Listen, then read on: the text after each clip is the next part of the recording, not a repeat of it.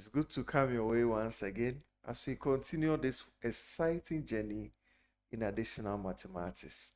My name is Nana Yawedu, and you can call me Sir Nana. Remember to share this video, like the video, comment at the comment section, and click on the notification bell, as well as subscribe to my YouTube channel so that you can get all videos on time. In our previous lesson, we've considered the inverse of a binary operation, and we will look at an inverse of a binary operation where we are considering it in the table form.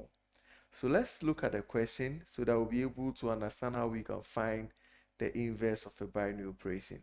So the question states that find the inverse element of each of the elements. So we have the elements A, B, C, and D, right?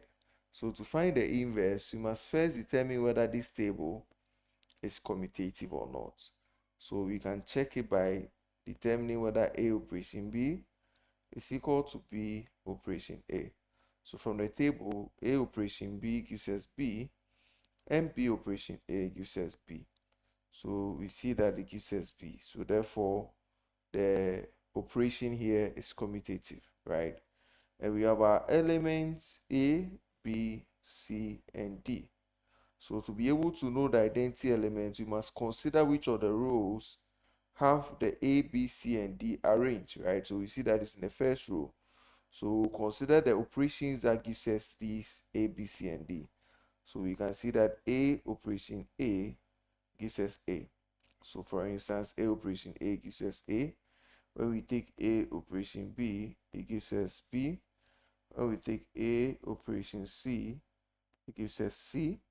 When we take A operation D, it gives us D. So we can see here that the identity element is the A, because that is the element that when we operate it on any of the variables, gives us the same variable. So we can conclude that the identity element is A, right?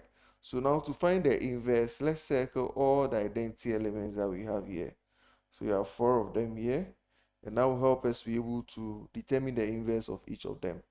So for instance, when we take the A operation A, we know that that gives us A. So it means that we have a variable and its inverse giving us an identity element. So the inverse of A, which is A inverse, is equal to A, right? Which is equal to the A here. Now let's check the next one, B operation D. So we have B operation D, and that also gives us A, right? So we can say that inverse of B, or B inverse, is equal to D. So that's the inverse of B. Now the third one, we have C operation C to be equal to A. So that means that the inverse C inverse is equal to C. So the inverse of C is C, because it's C that operates on C to give us the identity element. And then finally, if you have D operation B, it's also equal to A. So it means that the inverse of D, so D inverse is equal to B. So we've been able to find the inverse of A as A. We found the inverse of B as D, right? We found the inverse of C as C, and then the inverse of D as B. So in this lesson, we basically looked at how we can find the inverse when you are given a table. And we've been able to determine the inverse of each of the elements in the table. In our next lesson, we are going to look at a whole new topic, which is set and the operations on set. Find time, we are going to have some YouTube live and then TikTok live. Ensure that you find time so that we'll go through these sessions and solve more questions on binary operation.